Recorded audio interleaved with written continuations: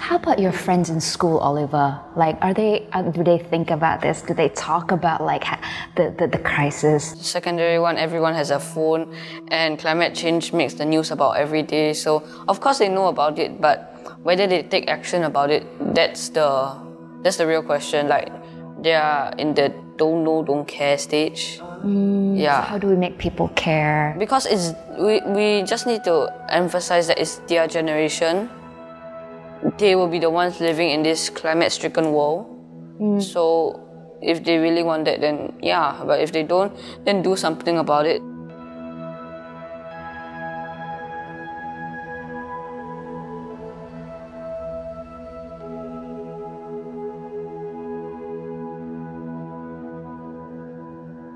Hi everyone, I'm Oliver. I'm turning 13 this year.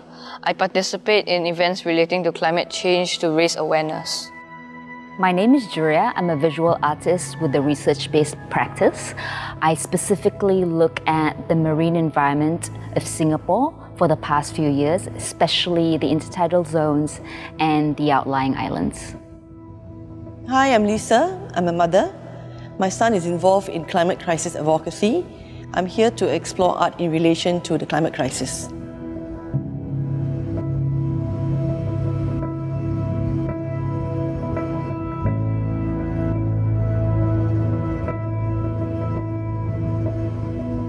I love this pair of paintings. They depict Mount Merapi during the day and during the night. So I assume it was the same eruption and the level of details that shows how powerful a mountain could be and how majestic it was.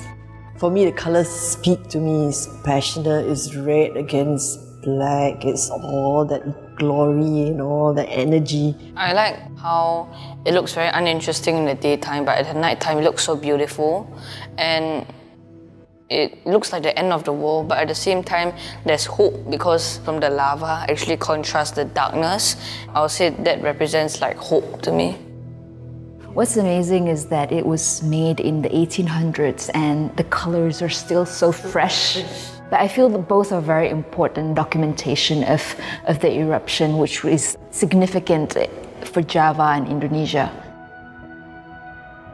Another duality that I see here is the eruption itself, because it gives out a lot of carbon dioxide, which will warm the planet up, but it also gives out ash, dust and sulfur dioxide, which eventually has a cooling effect on the planet. Also, the cool magma actually then fertilizes the soil, and then you can see actually then the land is fertile and people can grow paddy from it, and everything is lush and green. So again, coming back to the duality, on one hand is there's some sort of destruction, but on the flip side, fertilizes the land. And Mother Nature is so wonderful, right? Whenever it takes away something, there's a purpose behind it. It gives back, and that's how the cycle of life continues. And I think that's what Raden Saleh also shows too, the small little people that are very close to the mountain, even though it's actually active, because they understand and they know that this activity is actually good for their environment, and that's why it's an important cultural figure in Java itself. I think nature, when it's not disturbed, always has a purpose, right? It's you might see destruction. There may be lives affected, but there is a reason for it. It's a cycle. It also provides nourishment. It's a cycle of life, and that's the beautiful thing about it. When undisturbed, obviously there are a lot of things that are happening. It's because we have disrupted it and it's behaving unnaturally. But when left to its actual purpose, there's actually always a silver lining at the end of it. When you look at the destruction and creation cycle that we see in these paintings, do you think it's the same as the environmental destruction from our anthropogenic activities? No way, because nature destroys, it creates a new circle of life, you might call it, and what we're doing right now is we're destroying and making the climate worse, and there's no way we are actually recreating at the rate that we're destroying. Would you want to visit a volcano? I mean, Merapi is still very much active until today. If you had the chance, would you visit to see the Yeah, place? yes, why not? I think it'd be awesome to see His Majesty. It looks so beautiful, but it's like so powerful as well. Like if it erupts, thousands could die. So I guess it reminds us of how actually the planet is very much alive and has its own agency as well.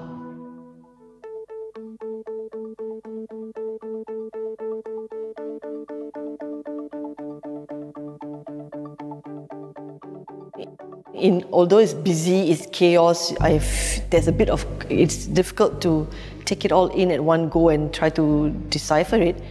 That in itself is beautiful, and it's actually very impactful. The first emotion I feel when I see this artwork is anger, because if you look behind the farmer, you can see a lot of animals dying in the background, and I would assume it's because of all this agricultural activity and because of like human interference with nature. I think in other places with like land scarce areas where they try and do farming and mass produce, what they do is I think they pump the ground with chemicals, and then the animals like surrounding the fields will die because the chemicals are harmful to not only them but us as well. The farmer itself here, he's sitting on top of mass-produced things. You could see pesticides, you could see Indo-food meat, you could see imported rice, which is all in Indonesian, of course, but it shows that perhaps things have changed and they have been to depend on all these mass-produced commodities, which is different from how things were. I wonder what Tanah Petani Merdeka Menghidupi Semua means. Trying to recall my high school Malay. Tanah and Petani means land and farmers. Merdeka means independent or freedom. And Menghidupi Semua means to be enlivened or to rise. So I suppose this means land and farmers are freed again. I think that the little circles like on the top of the painting, they look like calls for change, like what they want to see, maybe from the government, maybe from the people. If you're looking again at the bottom here, you can even see, right, there are two hands. One is a healthy looking hand, and the other side on the right is a claw. There might be also a bit of false wants, like there's a false sense of we need this, we want this, we need to have this, versus in the back in the day where this is enough, we don't stop, right? At this we want more, and not necessarily we consume everything. Somebody tells you that you need to have more so that they can then grow more, so that they can have more profit and it goes into their pockets. But actually we don't need that much. Not only translation to food, but in everything else, right? So the piece is a woodcut ink print, and you could imagine how labor intensive is the process. I think it was in response to the fuel hike in 2003 that made the artist create this humongous piece to call perhaps for change or to raise awareness about the way the farmers have been impacted by the hike.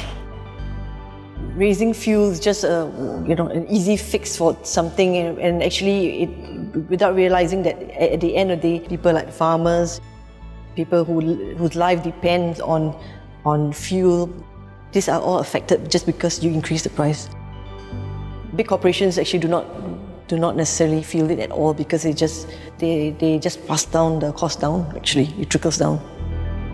I think what's really spectacular about this artwork is that the artist managed to combine all of these ideas into one painting, and that's no easy feat.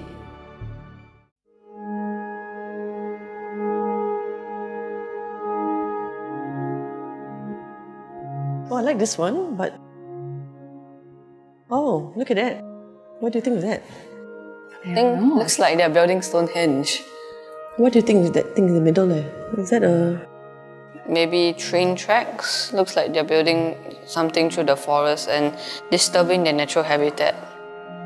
It looks like a family of indigenous people trying to protect their land, maybe from development. I see cement. Yeah, but it does look like a lot of still very wild land across it, isn't it?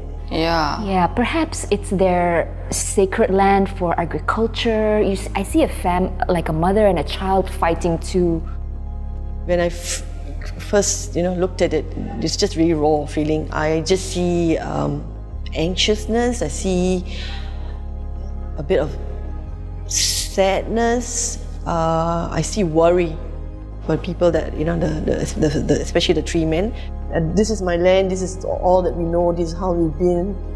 This is what I want for my child's future. Is the Marcos government is trying to build a dam, or into their land. This is actually across the Chico River in 1973. So were they able to, stop the development? It took them a long time. It's for 14 years. Wow. But they were able to successfully stop the government from building the dam across their land. That's pretty amazing. So yeah, actually it's nice, although it took a long 14 years, but it's successful. Right. Yeah, so it's actually a nice, hopeful art actually. I also like the use of material here. There's paint, but there's also organic pieces like the wood, but there's also something that looks like wire and cement, and it's very much like our environment right now, a mix of inorganic and organic pieces. I like the 3D effect of it, and then it's more tactile, I also like how the colors show a huge difference, like everything is so lush, so beautiful, but this concrete is just like so ugly in the middle of the painting, and it's just like grey, it spoils everything. So to see the mother with her child actually fighting against the construction, it shows that she's aware of the impact of the development on her child's future, and that's why you see all generations are actually fighting and trying to stop the possible destruction. Sadly, such a success will be hard to achieve in Singapore. Actually, I disagree. You do? Back in 1985 or 6, Sungai Buloh was a wetland that was slated for development into like an agribusiness park or agritech park, and it was successfully defended, and now it's a Sungai Buloh wetland reserve. So it's possible to save the environment, but it just needs collective action and hard work. I'm glad to hear that. I'm so pleased to hear that actually. We can eventually slow down climate change if everyone is doing it. I think apart from individual action and then growing it into a collective action, we also need government support for systemic change. I agree. I think we all know things like, recycle, use less plastic, but we don't also realize that it's bigger than that. And I agree with you, Julia. We need the government's help. We need to go and go to our representative and say that we need changes. We all are worried. We are not here to demand or be confrontational, but it is a big problem. And I think paintings like this kind of also a symbolic representation of that kind of collective action that we could do. Today I gained new perspective on how artists view the climate crisis, how they think of us and our practices. And I think that's a very useful perspective because I can use it to communicate better with people because I'm in their shoes, I know how they feel, and I can use that to speak to them and communicate better with them. It became clear to me that we've always been concerned about the environment and we care about it, whether through Raden Saleh's painting, who was concerned about the sense of sublime of Merapi, or whether it's Santiago Bose's indigenous rights and fight for their sacred land, or whether it was Taring Padi's concern about the agriculture reform. We have always expressed our desire and care for the environment in many different ways, and that really speaks to me as an artist who's concerned about the environment in the face of climate crisis today. What I remember about Bearing My Soul at the Chico River was, it was a hopeful art. My key takeaway would be every voice matters, our voice matters, right? So if it's important, come forward. be heard, we can actually make very effective change. What I learned from my son through his work in climate crisis advocacy is that at the end of the day, it affects people, it affects lives, it affects you and me. And what I saw today just reinforces that.